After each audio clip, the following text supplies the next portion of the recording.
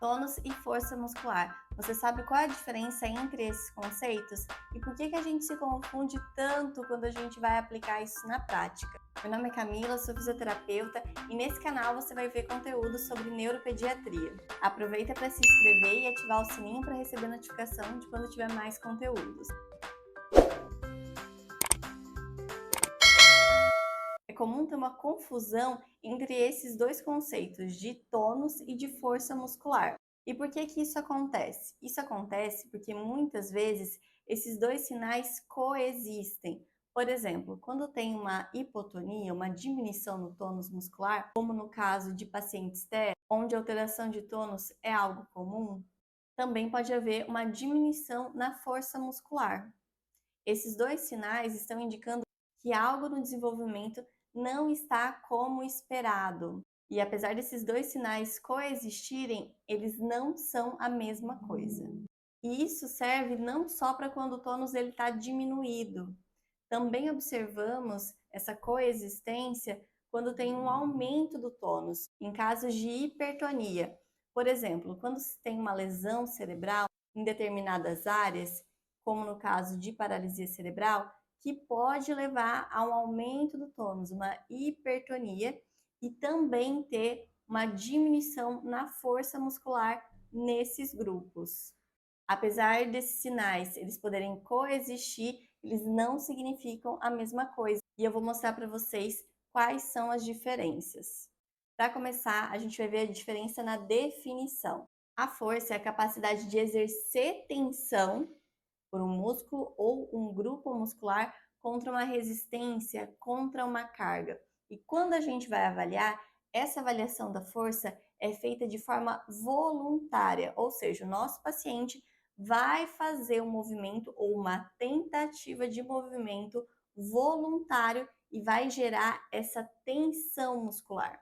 Já o tônus, ele é um estado de tensão do músculo, ou seja, é algo involuntário, é uma tensão no estado basal do músculo. Mesmo que o paciente ele não esteja tentando se movimentar, não esteja tentando mover o músculo parado, ele tem uma tensão. Essa tensão involuntária é o tônus.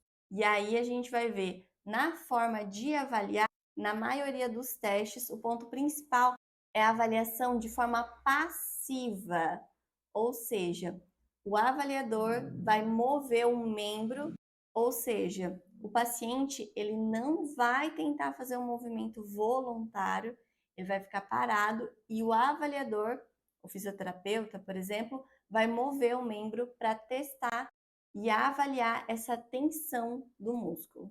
Como a gente pode fazer essa avaliação?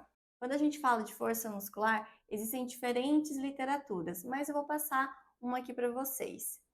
A avaliação da força, você pode graduar de 0 a 5, sendo que 0 é quando não tem nenhum sinal de contração muscular e 5 é quando o indivíduo ele consegue fazer um movimento contra a resistência que está sendo aplicada pelo avaliador e ele também consegue fazer um movimento vencendo a força da gravidade. O membro ele vai estar posicionado, o braço ou a perna, para fazer um movimento contra essa resistência da gravidade, além da resistência que o avaliador vai estar aplicando. E essa escala é progressiva, de 0 a 5, pontuando, avaliando a força do indivíduo. Lembrando, quando está analisando a força, é voluntário. Então, você vai pedir, vai dar o comando de qual movimento você quer que o paciente realize e ele vai, de forma voluntária, tentar fazer aquele movimento. E quando a gente vai avaliar o tônus? Lembra que eu falei para vocês? A gente vai avaliar uma tensão que ela é involuntária.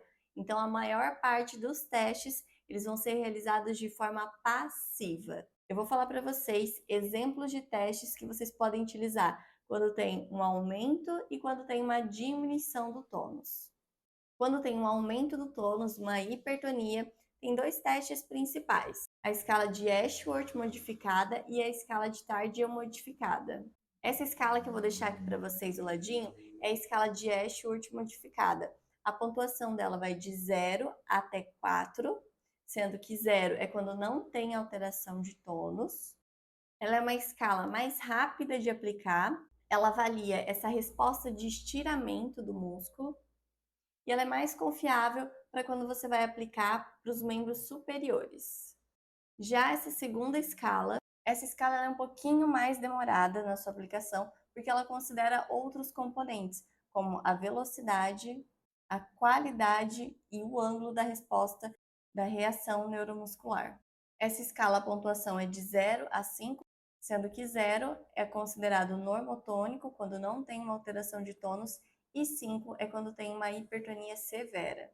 E quando a gente fala de diminuição do tônus, de hipotonia, também tem uma escala para a gente avaliar e classificar esse tônus.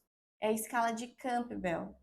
Nessa escala é um pouquinho diferente. Quando a gente avalia em casos de hipertonia, vocês viram que os testes, as escalas, são somente passivas, ou seja, o avaliador faz o movimento e o paciente ele fica parado, não tem um movimento voluntário, não tem uma observação do movimento ativo do paciente.